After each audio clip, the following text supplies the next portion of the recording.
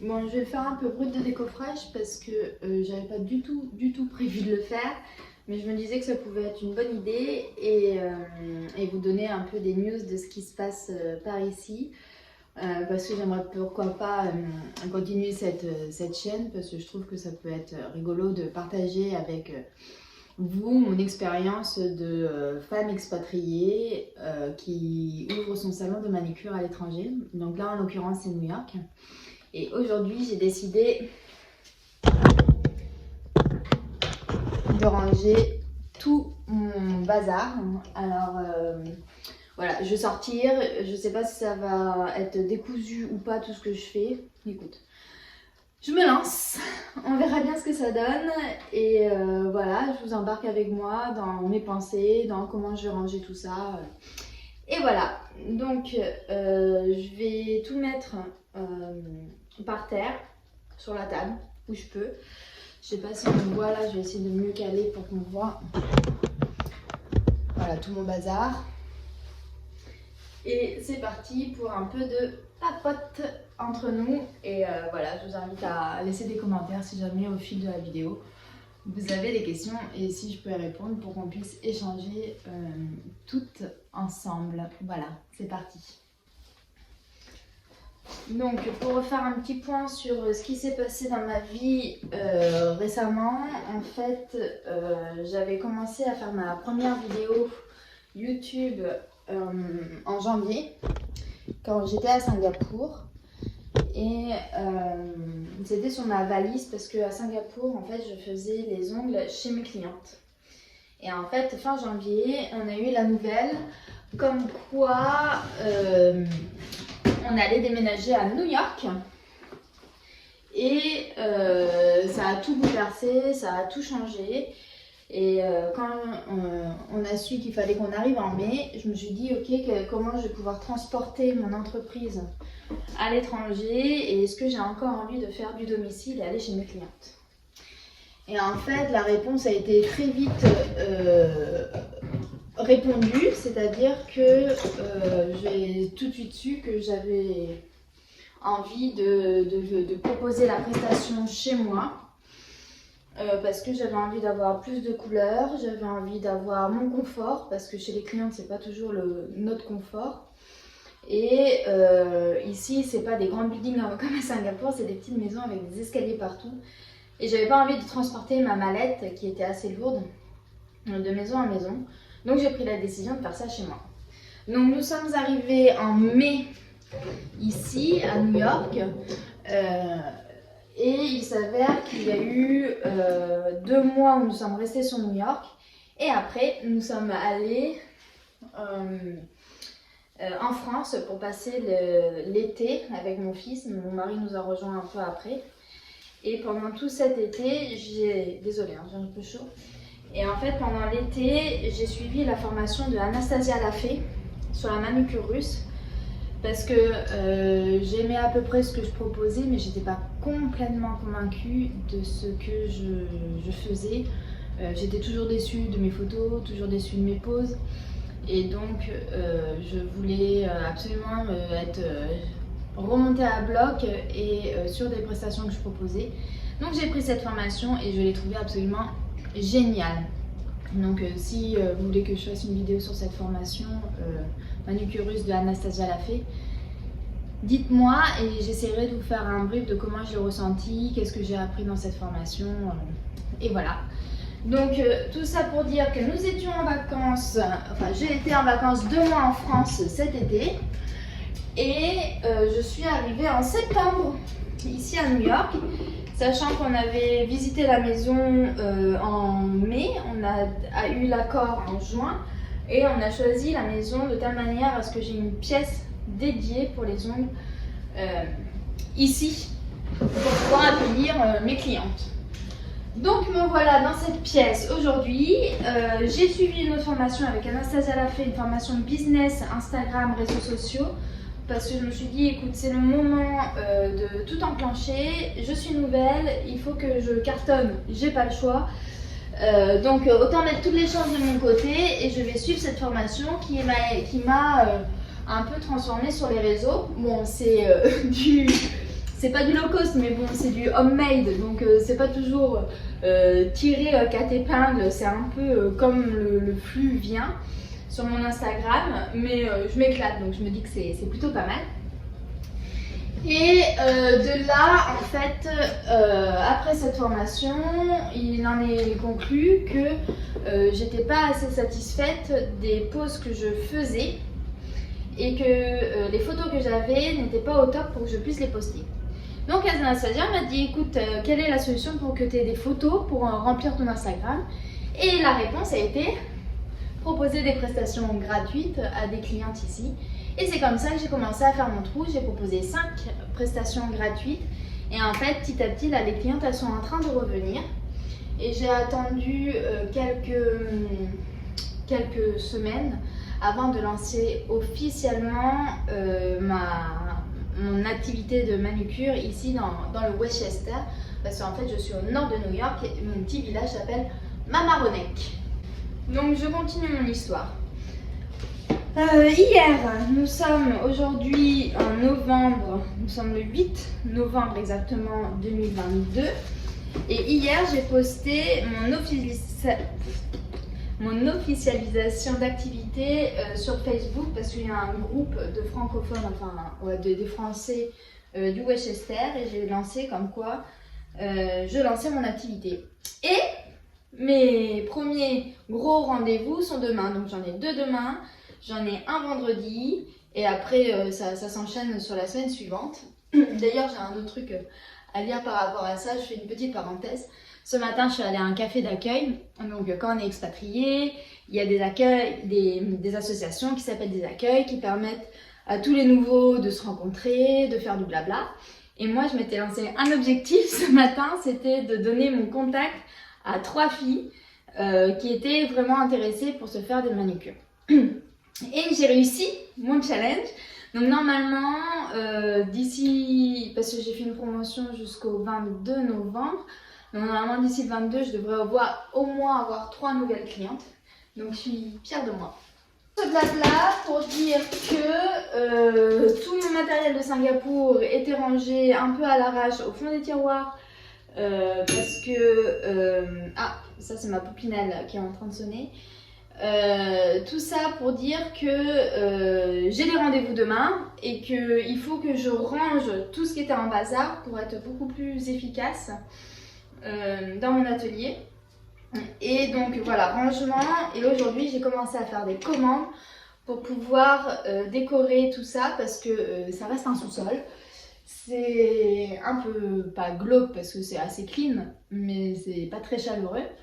Donc là, je vais accueillir les premières clientes qui sont déjà venues dans cet endroit.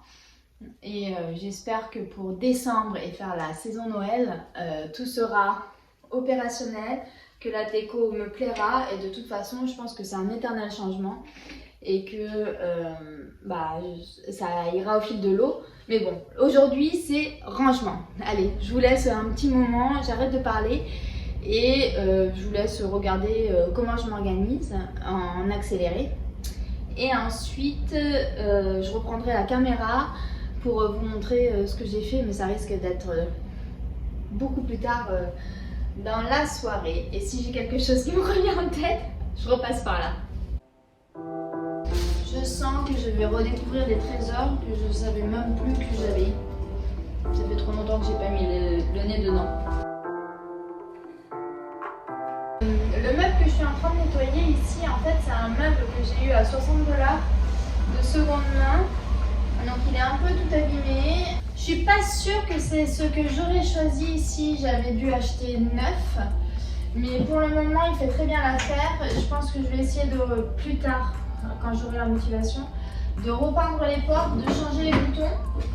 Et en fait, l'idée, c'est de sur ce mur-là, je pense que je vais mettre des cadres un peu en bois. Et ici, je vais mettre des étagères en bois petites pour mettre mes vernis. Voilà.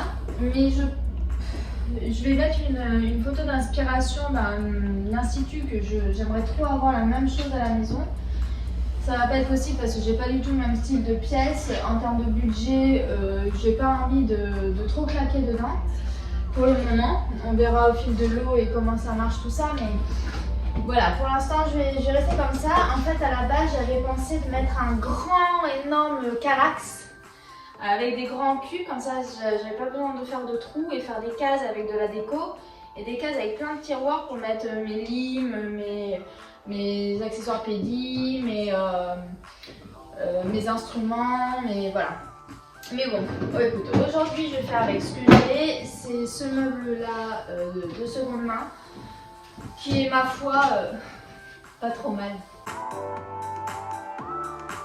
Ah oui, et en parallèle, en fait, j'ai ce meuble-là.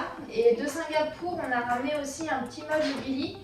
Bon, là, la caméra elle est installée, donc je vais pas tout désinstaller, mais je vous la montrerai tout à l'heure. C'est un truc avec 2 portes qui est à hauteur de buste. Et donc je pense que vu que c'est un meuble qui n'est pas tellement accessible et je sais pas trop comment faire, bah, je vais mettre tout ce que je n'utilise pas. Parce que il y a des choses que j'ai en double ou que j'ai acheté au tout début et que finalement je n'utilise plus maintenant. Et je sais pas comment faire. Alors moi j'ai une question à vous poser. C'est quand vous n'avez plus besoin de quelque chose que vous avez acheté, parce que vous ne vous en servez plus, qu'est-ce que vous en faites? Est-ce que vous le jetez ou est-ce que vous le donnez ou vous le revendez? Ça m'intéresse. Donc si jamais vous pouviez laisser en commentaire des tips, ça m'arrangerait bien. Parce que parfois, typiquement là, j'ai une main d'entraînement, je m'en suis servi une fois, je ne sais pas quoi en faire, ça me fait mal au cœur de la jeter parce que je m'en suis pas servi, mais je ne sais pas qui l'a refourgué. Voilà, donc dites-moi ce que vous faites de vos matériel que vous avez acheté, que vous regrettez un peu d'avoir acheté. Dans l'idée ici, premier tiroir, je vais mettre tout ce dont j'ai besoin au quotidien. Donc en l'occurrence mes gants. Donc j'ai mes gants roses parce que mon thème couleur, au cas où vous n'auriez pas remarqué, c'est rose sur mon Instagram. Donc je trouve que les vidéos avec du rose c'est plus joli. Et j'ai mes gants que j'avais avant qui sont violets dont je me sers pour faire la stérilisation du matériel. Donc ça c'est vraiment les choses dont je me sers le plus avec tiens d'ailleurs je vais en mettre mes sachets de stérilisés.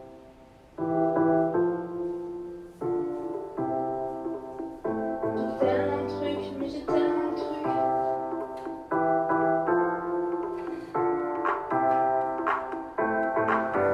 Voilà ce que j'avais acheté sur AliExpress. C'est bien AliExpress pour notre métier, sérieux. Franchement, c'est pas cher, ils ont plein de choses. Enfin, c'est pas cher. Tout cumulé, ça devient cher, mais on a en gros ce dont on a besoin. Et ça, c'est le kiff. Les sachets bleus en plastique comme ça, non, ça ne va pas en poupinelle. Mais je prenais ça en fait pour les protéger de la poussière, protéger les outils qui n'ont pas forcément un poupinelle mais que je faisais bouillir quand j'étais à Singapour. Et ça protégeait bien de la poussière. Mes foils.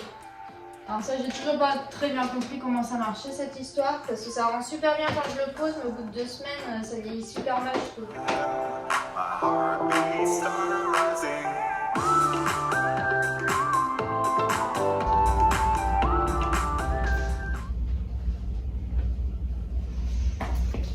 Je suis retombée sur ça. Alors ça, c'était une photo que j'avais prise avec une copine à Singapour quand j'ai lancé mon entreprise manucure. Et ça me fait des émotions de revoir ça, surtout mon logo Emanae. C'était mon nom d'entreprise à Singapour. Et en fait, lorsque j'ai fait ma formation business avec Anastasia, on a vu que c'était mieux de mettre notre prénom parce que les gens nous recherchaient plus comme ça finalement sur Instagram. Et j'ai mis Gaby Manucure Westchester parce que c'est là mon avis.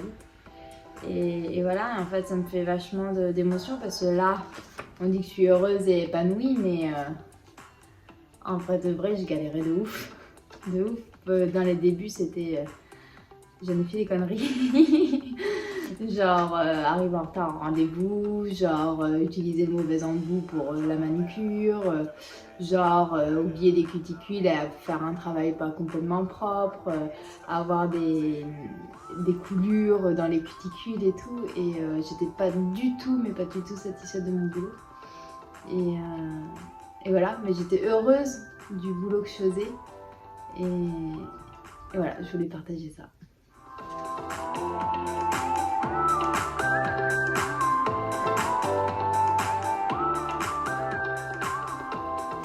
Alors voilà, je crois que ça y est, j'ai terminé le rangement de tout ce qu'il y avait dans les tiroirs. Bon, juste après la vidéo, là, il va falloir que je m'occupe de la salle de jeu qui est juste derrière.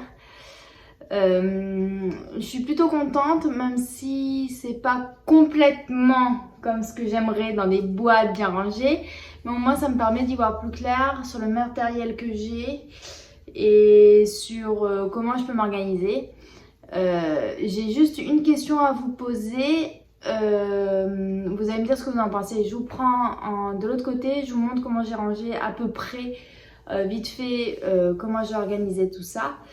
Et voilà. Donc, vu de l'autre côté, bon, bien évidemment, la poubelle et les tongs là, elles vont dégager. Le support des vidéos va revenir sur la table juste là. Et voilà, bon, je vous montre en gros comment ça s'est conclu. Donc, juste là, j'ai mis la bassine pour les pédicures. C'est un bain à bulles. La chaise qui va changer. L'idée, c'est de mettre un grand tapis au sol pour avoir un esprit plus cocooning parce que j'ai horreur de ce sol, mais qui est bien pratique. Voilà, ma table manucure avec mes bases, enfin l'essentiel sur ma droite. Ma poupinelle, mon ultrason. Ici, j'ai rangé de quoi stériliser mon matériel, mes gants de rechange, toute ma boîte pour faire les photos Instagram avec des touches de rose, tout ce qui concerne les liquides. J'essaye d'aller assez vite. Bon, là, c'est une déco approximative, hein, mais bon. Ici, donc, les cotons, les gants, les petites brosses, de quoi appliquer l'huile à cuticule, les pinceaux, mes pochettes stérilisées, mes embouts individuels. De l'autre côté, tout ce qui concerne les nail art. Donc, je suis pas une grande fan de nail art, mais j'ai de quoi faire des petites choses avec les feuilles derrière, les chablons. Voilà, les lingettes désinfectantes. Après, là, c'est mon tiroir pédi parce que du coup, je suis plus basse. Tout mon pôle pédi, il faut que je le revoie. Mais bon, demain, j'ai une pédi, donc je vais faire comme ça. Ici, c'est le bric-à-brac, bric-broc. J'ai mis un peu de tous les petits bazars. Ça, c'est à revoir, mais bon, au moins, je sais que c'est là. Et ici, pour l'instant, j'ai pas grand-chose à part une recharge de filtre. Ensuite, là, j'ai désinfecté du matériel dont je me sers pas, mais bon, ça peut dépanner.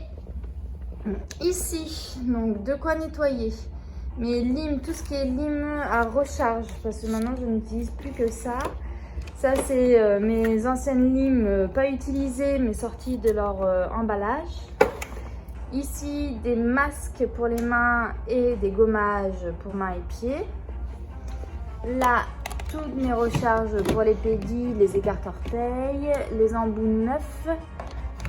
Ici, j'ai rien.